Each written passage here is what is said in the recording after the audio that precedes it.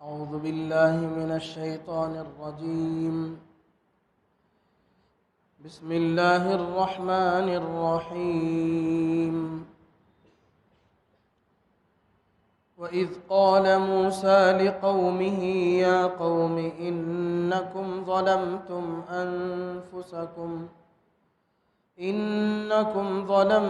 أنفسكم باتخاذكم العجل فتوبوا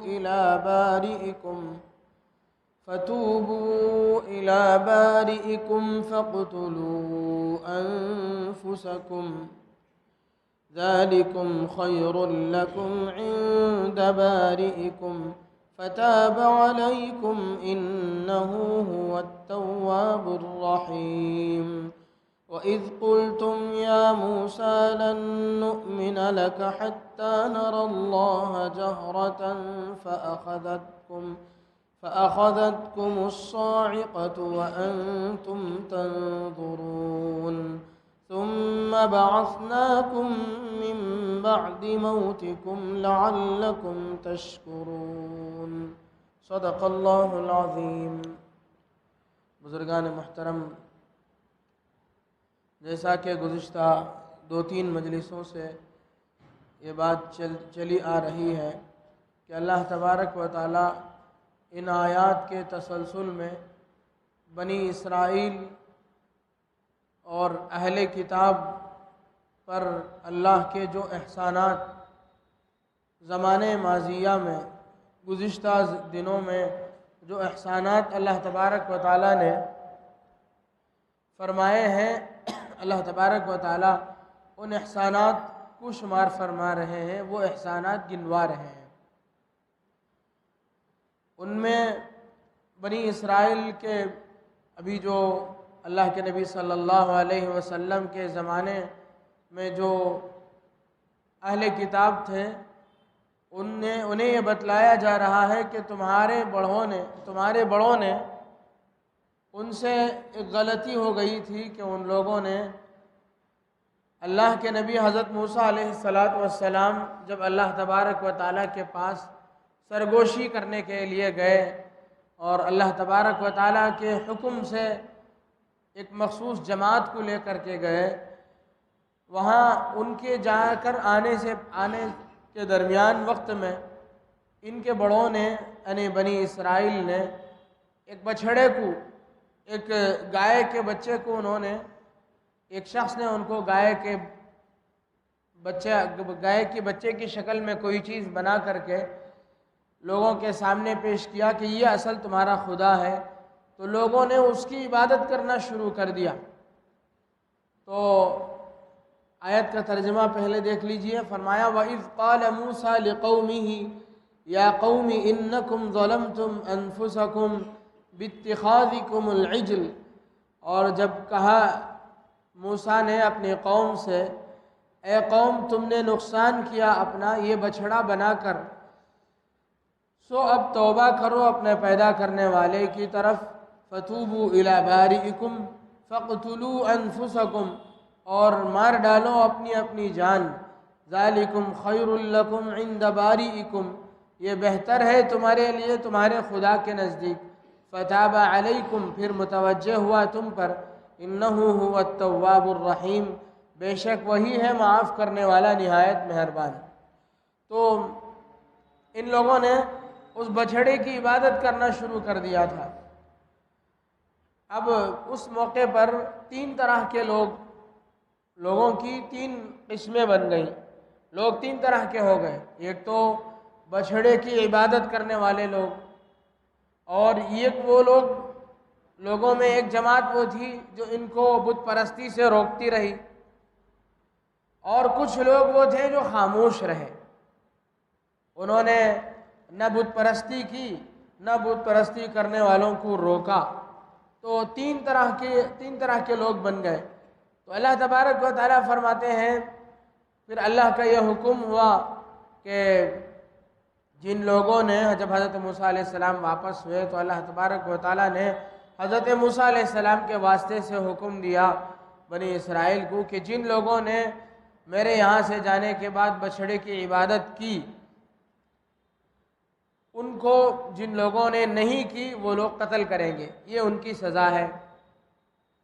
اور جو لوگ روکتے رہے ان کی تو کوئی غلطی نہیں، بت پرستی سے جو لوگ روکتے رہے، نہیں عن المنکر کے عمل میں لگے رہے، لوگوں کو سیدھے راستے کی طرف بلاتے رہے اور غلط کام سے بچاتے رہے، ان کی تو کوئی غلطی نہیں ہے، تو ان کے سلسلے میں تو کوئی مطلب نہیں ہے۔ اور جو لوگ خاموش رہے ان کا خاموش رہنا بھی ایک طرح کی غلطی تھی کہ ان کو روکنا چاہیے تھا جو غلط کرنے والے ہیں۔ تو اللہ تبارک و تعالیٰ فرماتے ہیں کہ اللہ نے ان کو معاف کر دیا، ٹھیک ہے، ان لوگوں نے روکا نہیں، لیکن کم از کم یہ تو ہوا کہ ان لوگوں نے غلطی نہیں کی، بت پرستی نہیں کی۔ اللہ تبارک و تعالیٰ نے نہیں عن المنکر کا جو عمل ان لوگوں نے چھوڑا اس پر اللہ نے ان کو معاف کر دیا۔ اور جو لوگ بت پرستی کرنے والے تھے، اللہ کا یہ حکم ہوا کہ جن لوگوں نے روکا ان کے واسطے سے ان کو قتل کرنے کا حکم دیا گیا۔ ایک بات یہ ہے کہ اس کے بعد جب یہ لوگ قتل ہو جائیں گے اللہ کے حکم کے مطابق، جب قیامت کا موقع ہوگا تو اللہ تبارک و تعالیٰ کے نزدیک ان کی توبہ قبول ہو جائے گی۔ گویا اللہ نے ان کی توبہ ہی یہ رکھی تھی اس وقت میں کہ ان کو قتل ہو جانا ہے، ان کو دنیا میں رہنا نہیں ہے۔ یہ اللہ تبارک و تعالیٰ کے ہاں اللہ تعالیٰ جو بندہ گناہ کرتا ہے اللہ تعالیٰ اس کے گناہ کو معاف کرتے ہیں۔ یہ عقیدہ جو ہے ہمارا ہے، مسلمانوں کا ہے، کہ جب بندہ کوئی گناہ کرتا ہے اللہ سے معافی مانگ لیتا ہے تو اللہ تعالیٰ اسے قبول کر لیتے ہیں۔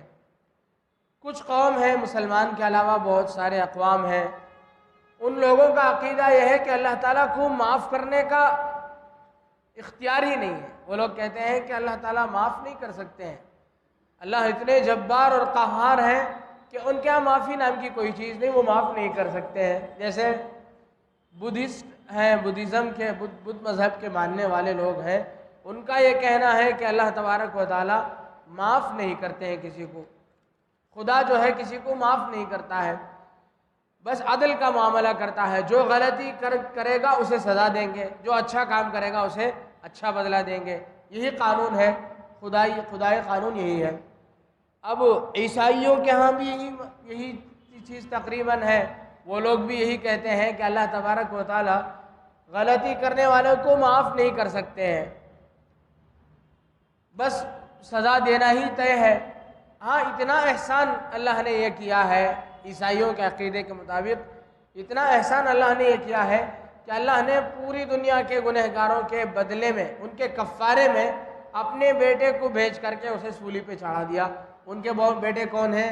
ان کے عقیدے کے مطابق حضرت عیسیٰ علیہ السلام اللہ کے بیٹے تھے، ان کو بھیجا گیا پوری انسانیت کے بدلے میں، انہوں نے پوری انسانیت کے گناہوں کے کفارے کے طور پر انہوں نے اپنے آپ کو، ان کو سولی پر لٹکا دیا گیا، آپ سب کے گناہ معاف ہیں۔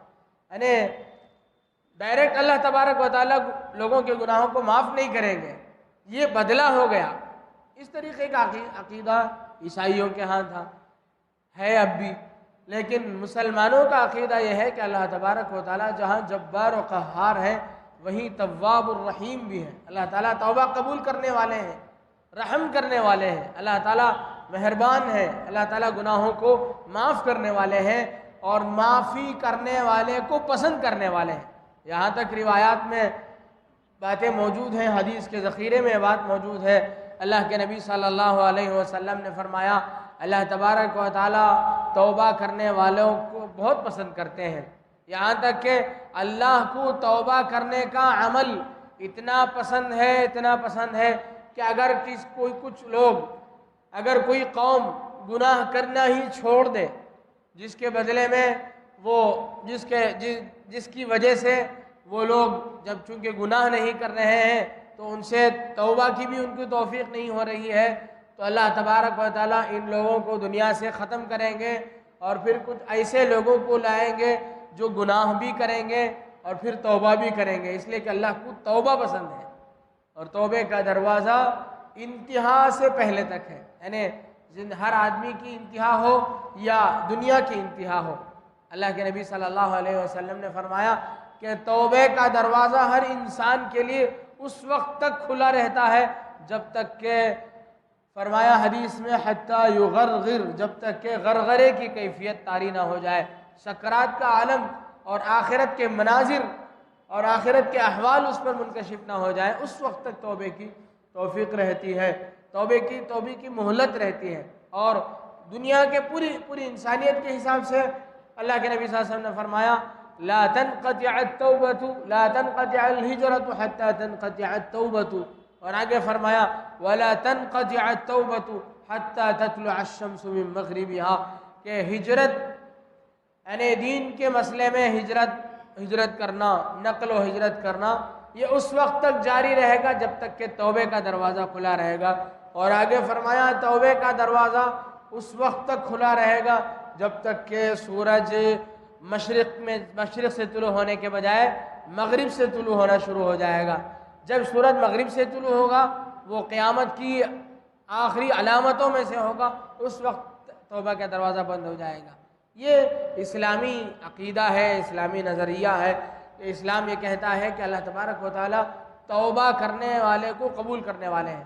ہاں، کچھ گناہ ایسے ہیں جن کے سلسلے میں مذہب اسلام کا حکم یہ ہے کہ مذہب اسلام کا قانون یہ ہے کہ مذہب ان کی معافی اسی میں ہے کہ ان کو سزا دے دی جائے۔ جیسے چوری کرنا ہے، جو بندہ چوری کرے گا اس پر حد ہے۔ حد کیا ہے؟ اس کا ہاتھ کاٹ دیا جائے گا۔ اگر کوئی بندہ چوری کر لے اور توبہ کرنے کی کوشش کرے، توبہ کرے، خوب روئے دھوئے اللہ سے معافی مانگے، اس کی توبہ اس کی معافی نہیں ہوگی جب تک کہ اس کا ہاتھ نہ کاٹ دیا جائے۔ اب بندہ توبہ بھی کر لیا، اس کا ہاتھ بھی کاٹ دیا گیا چوری کے ثبوت پر، اب قیامت کے دن یہ ہوگا کہ اللہ تعالیٰ کے نزدیک وہ دھلا ہوا ہوگا، بالکل گناہوں سے بالکل پاک و صاف ہوگا۔ اسی طرح زنا کی جو حد جاری کی، زنا کی جو سزا ہے، جو بندہ شادی شدہ مرد اور عورت اگر زنا میں مبتلا ہو جائے تو اسلام اور شرعی اعتبار سے ان کا جرم ثابت ہو جائے تو اس پر بھی حد ہے، اس پر بھی قانون یہ ہے کہ ان پر حد جاری کیا جائے گا۔ ان کے رونے دھونے سے، توبہ کرنے سے، توبہ کر لینے سے ان کے گناہ معاف نہیں ہوں گے، بلکہ ان کی معافی یہی ہے کہ ان پر حد جاری کر دیا جائے۔ اور جب ان پر حد جاری کر دی جائے گی اب وہ بخشائے ہوں گے۔ جب حد جاری کر کے وہ دنیا سے چلے جائیں گے، کل قیامت کے دن ان کو جب اٹھایا جائے گا وہ بالکل اس گناہ سے بالکل پاک صاف اٹھائے جائیں گے۔ حدیث پاک میں وہ واقعہ موجود ہے کہ ایک صحابی رسول تھے، ان سے زنا کا صدور ہو گیا، ان سے غلطی ہو گئی، اللہ نے امت کی تعلیم کی غرض سے ان سے غلطی کروائی، ان سے غلطی صادر ہو گئی کہ ان سے زنا صادر ہو گیا۔ وہ اللہ کے نبی صلی اللہ علیہ وسلم کی خدمت میں حاضر ہوئے، یا رسول اللہ۔ اسی طرح ایک عورت بھی تھی، صحابیہ تھی، ان کا بھی واقعہ موجود ہے۔ وہ لوگ آئے اللہ کے نبی صلی اللہ علیہ وسلم کے پاس، انہوں نے بار بار اپنے آپ کو پیش کیا کہ یا رسول اللہ مجھ سے غلطی ہو گئی ہے، آپ مجھ پر حد جاری کر دیجئے۔ صحابیہ کے بارے میں آتا ہے کہ وہ بچے کے ساتھ آئی اور کہنے لگی کہ یا رسول اللہ مجھ سے یہ حرکت صادر ہو گئی ہے، آپ مجھ پر حد جاری کر دیجئے۔ اللہ کے نبی صلی اللہ علیہ وسلم نے فرمایا کہ ابھی تو تیرے ہاتھ میں بچہ ہے، اس کی پرورش کا کیا ہوگا، جا لے جا اسے، ابھی نہیں۔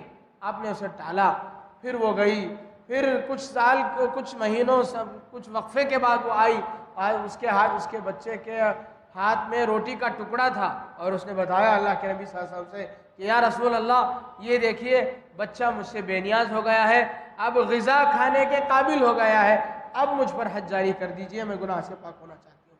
حضرات صحابہ کرام رضوان اللہ تعالیٰ علیہم اجمعین کے بارے میں لوگ عجیب باتیں زبان سے نکال دیتے ہیں، کہتے ہیں کہ نحن رجال وہم رجال، ہم بھی انسان ہیں، وہ بھی انسان تھے، ہم سے بھی غلطیاں ہوئیں، ان سے بھی غلطیاں ہوئیں۔ ایسا بالکل بھی نہیں ہے۔ یہ انسان تھے، وہ لوگ ایسے انسان تھے، ان کی شان یہ تھی کہ ان سے کوئی غلطی ہو جاتی تھی تو اس وقت تک ان کو چین نہیں ملتا تھا جب تک اللہ کے نبی صلی اللہ علیہ وسلم کی طرف سے معافی کا اعلان نہ ہو جائے۔ تو حضرات صحابہ ایسے تھے، تو وہ صحابیہ آئیں، اللہ کے نبی صلی اللہ علیہ وسلم نے ان پر حد جاری فرمایا۔ تو مدینے میں کچھ لوگوں نے ان کے سلسلے میں باتیں کرنا شروع کی کہ اس طرح کی حرکتیں ان سے ہوئی تھی، تو اللہ کے نبی صلی اللہ علیہ وسلم نے خبردار کرایا لوگوں کو، فرمایا کہ خبردار، اب وہ جنت کی نہروں میں غوطے لگا رہی ہے، اس کے سلسلے میں کسی کو کچھ کہنے کا بالکل موقع نہیں ہے، کوئی کسی اس کے سلسلے میں زبان کھولنے کی جرات نہیں کر سکتا ہے۔ تو یہ اصل یہ ہے کہ کچھ گناہ ایسے ہیں جن کی پاکی اور جن سے توبے کا مطلب یہی ہے کہ ان پر جو سزا اسلامی شریعت کے مطابق، شریعت اسلامیہ کی طرف سے جو سزا متعین ہے، وہ جب سزا جاری کر دی جائے گی پھر اس کی معافی ہے۔ تو اسی طریقے کی بات اس زمانے میں بھی تھی۔ اللہ تبارک و تعالیٰ نے یہ حکم جاری فرمایا تھا کہ جن لوگوں نے بت پر بچھڑے کی عبادت کی، گائے کے بچے کی جن لوگوں نے عبادت کی، ان کی سزا یہ ہے کہ ان کو قتل کر دیا جائے، ان کا قتل ہو جائے، پھر ان کی معافی ہے۔ تو چنانچہ اسی بنیاد پر ان کو قتل کر دیا گیا، پھر باقی جو لوگ تھے اللہ نے ان کو معاف کر دیا۔ تو یہ اس آیت میں ہے۔ فرمایا وَإِذْ قَالَ مُوسَىٰ لِقَوْمِهِ، جب کہا حضرت موسیٰ نے اپنے قوم سے، یا قومی، اے قوم، انکم ظلمتم انفسکم باتخاذکم العجل فتوبوا الی بارئکم، تم نے اپنا نقصان کیا بچھڑے کو معبود بنا کر کے، فتوبوا الی بارئکم، پس تم اپنے پیدا کرنے والے سے رجوع ہو جاؤ، توبہ کرو، فاقتلوا انفسکم، اور تم اپنے آپ کو قتل کرو، یعنی جن لوگوں نے بچھڑے کی عبادت نہیں کی وہ لوگ بچھڑے کی عبادت کرنے والوں کو قتل کریں، یہ حکم دیا گیا۔ فرمایا گیا ذالکم خیر لکم عند بارئکم فتاب علیکم انہ هو التواب الرحیم، پھر اللہ تبارک، یہ تمہارے لیے بہتر ہے، پھر اللہ تبارک و تعالی تمہارے توبے کو قبول کرنے والا، تمہارے توبے کو قبول کر لیا ہے، بے شک وہی تمہارے گناہوں کو معاف کرنے والا اور نہایت مہربان ہے۔ آگے ایک اور احسان کا اللہ نے اہل کتاب پر، بنی اسرائیل پر ایک اور احسان فرمایا تھا، اس کا تذکرہ موجود ہے۔ فرماتے ہیں کہ جب اللہ کے نبی حضرت موسیٰ علیہ السلام مخصوص وفد کو لے کر کے اللہ کے دربار میں پہنچے، ان لوگوں کو یقین نہیں تھا حضرت موسیٰ علیہ السلام کی باتوں پر۔ پھر ان لوگوں نے یہ کیا کہ حضرت موسیٰ سے کہا کہ ہم لوگ آتے ہیں، آ کر کے ہم بھی اللہ سے جس طریقے سے تم سرگوشی کرتے ہو ہم بھی اس وقت حاضر رہ کر کے دیکھیں گے۔ چنانچہ حضرت موسیٰ علیہ السلام ان لوگوں کو لے کر کے گئے، پھر اللہ نے اپنے احکامات نازل فرمائے اور کچھ تختیاں وغیرہ اتاری، تفصیلات بعد میں آئیں گی۔ تو پھر ان لوگوں نے یہ کیا کہ یہ ہو سکتا ہے، کوئی بھی اتار سکتا ہے اس طریقے کی تختیاں، ہم لوگ اس وقت تک تسلیم نہیں کریں گے جب تک ہم اپنے کھلے آنکھوں اللہ کو نہ دیکھ لیں۔ ان لوگوں نے کہا لن نؤمن لك حتى نرى الله جهرة، ہم تم پر ہرگز ایمان نہیں لائیں گے جب تک ہم اللہ کو اپنے آنکھوں سے نہ دیکھ لیں۔ یہ تو بڑی عجیب بات ہو گئی۔ تو اللہ کا غضب نازل ہوا، روایات میں آتا ہے، تفسیر کی کتابوں میں لکھا ہے، اور قرآن کریم کی یہ آیت اس بات کی شاہد ہے۔ کہتے ہیں فَأَخَذَتْكُمُ الصَّاعِقَةُ، پھر اللہ اتنا ناراض ہوا، ان پر اللہ کی ناراضگی ہوئی، ایک بجلی ان پر آ گری، بجلی آئی اور ان کو جلا کر کے ان کو ختم کر دیا۔ بجلی پڑی اتنی زور کی کہ جتنے لوگ تھے وہ سب جل کر کے ختم ہو گئے۔ فَأَخَذَتْكُمُ الصَّاعِقَةُ وَأَنْتُمْ تَنظُرُونَ، اور تم لوگ تو یہ سارا واقعہ دیکھ رہے تھے، تمہارے قوم کے لوگوں کے ساتھ ہی یہ سب کچھ ہوا۔ پھر اللہ تبارک و تعالیٰ کے نبی حضرت موسیٰ علیہ السلام نے کہا کہ یہ کیا ہوا، اب میں جاؤں گا اپنے قوم کے پاس، وہ لوگ کہیں گے، کچھ لوگ تھے جو حضرت موسیٰ کی تعلیمات صحیح ہے یا غلط ہے دیکھنا چاہتے تھے، جن لوگوں نے اصرار کیا، موسیٰ ان کو لے کر کے پہاڑ میں جا کر کے ان کو مار کے ختم کر دیا۔ اب مسئلہ پھر الٹا ہو جائے گا اور ٹیڑھا ہو جائے گا۔ پھر حضرت موسیٰ علیہ السلام نے اللہ تبارک و تعالیٰ کے دربار میں درخواست کی کہ یا اللہ ان لوگوں کو زندہ کر دیجئے تاکہ میں ان کو لے کر کے جاؤں، اب میں خالی ہاتھ واپس لوٹوں گا 60-70 کے افراد کو یہاں چھوڑ کر کے، مردہ چھوڑ کر، تو میری قوم اور بھی مجھے ستائے گی اور مجھے طعنہ دے گی کہ اب ہمارے لوگوں کو لے جا کر کے مار ڈالا ہے۔ تو پھر اللہ تبارک و تعالیٰ نے ان کو، پھر اللہ نے اپنے حکم سے ان کو زندہ فرمایا۔ فرماتے ہیں وَإِذْ قُلْتُمْ يَا مُوسَىٰ لَن نُؤْمِنَ لَكَ حَتَّى نَرَى اللَّهَ جَهْرَةً، اور جب تم نے کہا اے موسیٰ، جب تم نے یعنی بنی اسرائیل تم نے کہا اے موسیٰ ہم ہرگز یقین نہ کریں گے تیرے تجھ پر حتی نر اللہ جہرتن، جب تک کہ نہ دیکھ لے اللہ کو سامنے۔ تو اس بات پر اللہ رب العزت ناراض ہو گئے۔ کیا ہوا اس کے بعد؟ فرماتے ہیں فَأَخَذَتْكُمُ الصَّاعِقَةُ، پھر آ لیا بجلی، تو پھر آ لیا تم کو بجلی نے، وَأَنْتُمْ تَنْظُرُونَ، اور تم دیکھتے رہے تھے۔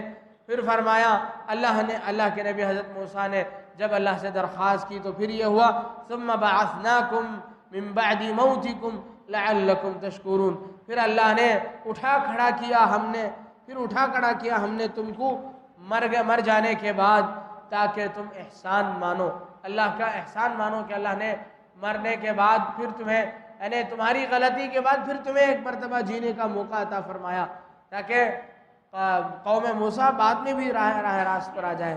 پھر اگلے آیتوں میں اور احسانات کا تذکرہ ہے۔ تو یہ بنی اسرائیل پر اللہ تبارک و تعالیٰ کے جو انعامات ہیں ان کو اللہ تبارک و تعالیٰ مسلسل ایک کے بعد دیگرے شمار کرتے چلے جا رہے ہیں، اور آئندہ مسلسل اس کا تذکرہ اور بعد تک بھی ہے۔ تو یہ واقعات ہیں، ان آیات کے ضمن میں یہ واقعات موجود ہے۔ اللہ تبارک و تعالیٰ سے دعا ہے کہ اللہ تبارک و تعالیٰ ہمیں قرآن کریم کو صحیح معنی پر سمجھنے اور اس پر عمل پیرا ہونے کی توفیق نصیب فرمائے۔ آمین۔ وآخر دعوانا الحمدللہ رب العالمین۔